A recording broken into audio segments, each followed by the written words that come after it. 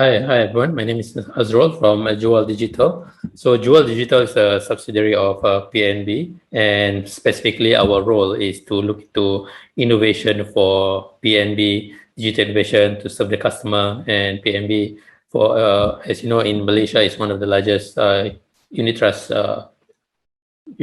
provider in Malaysia. Great, thanks, Azrul. How do you think about the customers and what they need?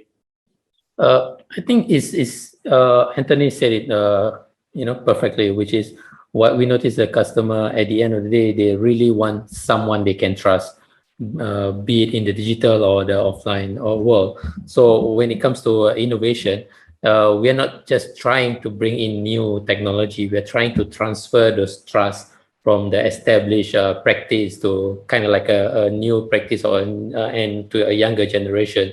So it's really about trying to bring in the trust to a new medium, so to speak. And do you find from that perspective that you've been able to, is it like, I think people talk a lot about millennials, I think there's this term, Henry's, high earners, not rich heirs, Gen Z, all through. Trust is the same across all of it, right? Have you found with Jewel, your task to basically try to figure out what is that next step of delivering trust in the digital? Is there any kind of insights that you found that were surprising to you from that perspective?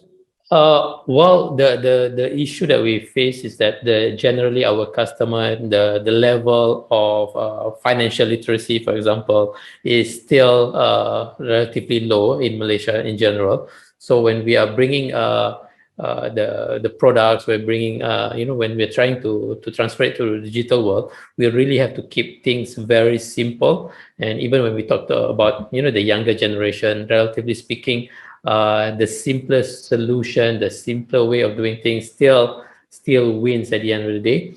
So if you ask me whether how do we really if we find any particular surprising fact about the younger, then what we found that is the same across the board, which is they really want something simpler. They really want access, and some of the younger one doesn't actually want they don't really transfer the trust from their parents or the parent practice to them. So it's a completely different challenge to do that.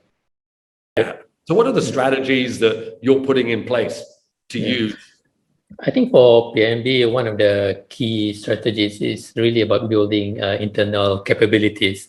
And we noticed that for the longest time, there's a lot of reliance on vendors, on third-party providers. And we recognize that that's actually one of the fastest way that we can go to market with new solution, new products.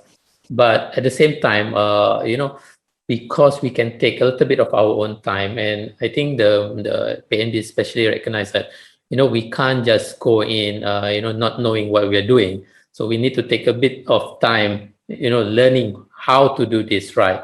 And that's why I think you notice being slow understanding, so taking our time is not necessarily always a bad thing, because then we can really learn. And we really want to carry the trust, like I said just now. So the first thing, our focus right now is really to build digital capability. It doesn't mean that we are building everything ourselves. No, not at all. It means that we really know what we are doing. I mean, at the surface level, even things like user testing, user workshop, trying to find out the user need at the basic level. These are not something that is that we do it regularly in the offline world, in the traditional world. And when we transfer to digital, then this capability from the marketing standpoint, from the product build standpoint, and from the user experience, understanding the user need standpoint. So we are trying to bring all of this capability in right now. So that's the primary focus.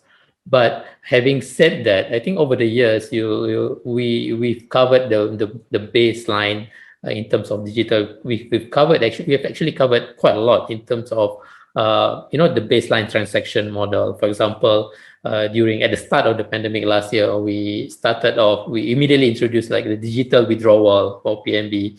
And I mean, it's not something that we suddenly built. It's been built over the last many years.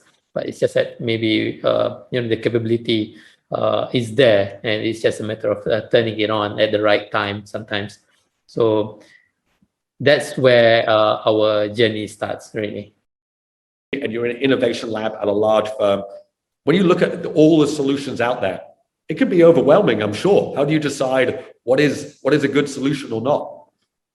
That's a tricky question because like you said, there's a lot of things we can try, a lot of things that are promising, and it is a lot of the solution are legitimately valid solution, and sometimes it can be very hard to differentiate between one with another.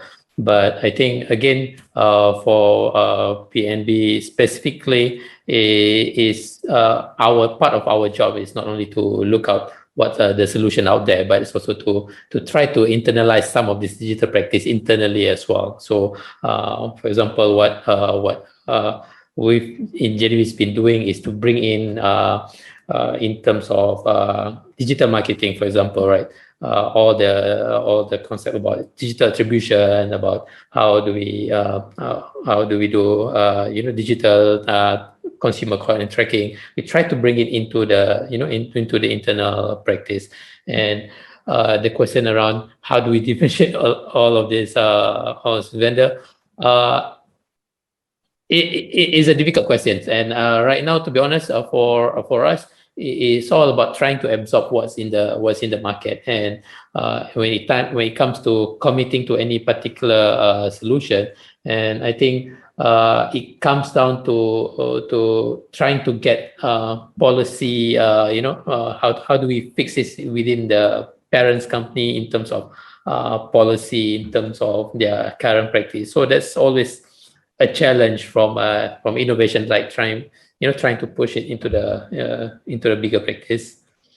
I think there was certainly a couple of years ago, there was a huge rush of innovation labs. Yeah. And you can see some of them work really well, some don't. I know there's challenges because it's one of the people I know who ran an innovation lab, he described it this way. He worked for one of the biggest banks. He said, my job is to keep, and he described the bank as a container ship full of containers, and each container's full of money. And his job is to turn the ship quickly in another direction, but none of the containers must fall off. So quickly innovate, turn the ship, but none of the containers of money must fall off. He's like, it's a catch-22 to a degree, right? True. How would you, as we wrap up in a minute or two, how would you summarize, look, we've really been talking around this digital area. You've talked a lot about transparency, looking under the hood. It's surprising, again, what we found out is, while everybody needs to go digital, every financial institution, most people are still very early stages and they're looking for advice. They're looking for people to tell them who are on that journey, what should we do? So how would you, if you were talking to other financial institutions out there who are trying to kind of just up their digital game and understand their customers, how would you, what's kind of the best one minute takeaway you would give them? Azrul, final thoughts? What advice would you give? Yeah, I think Anthony and Ben already make a great point, which is once you interact with a customer and understanding what they want, and the second step, then the second step from Ben is necessary, which is you have to be brave to try out a new solution, new offering. And a lot of companies perhaps are a bit too scared to disrupt themselves because they are protecting the existing source of profit, right? So and I think we are not going anywhere if we have that kind of thinking. So yeah, I'll take the best of Anthony and Ben's idea.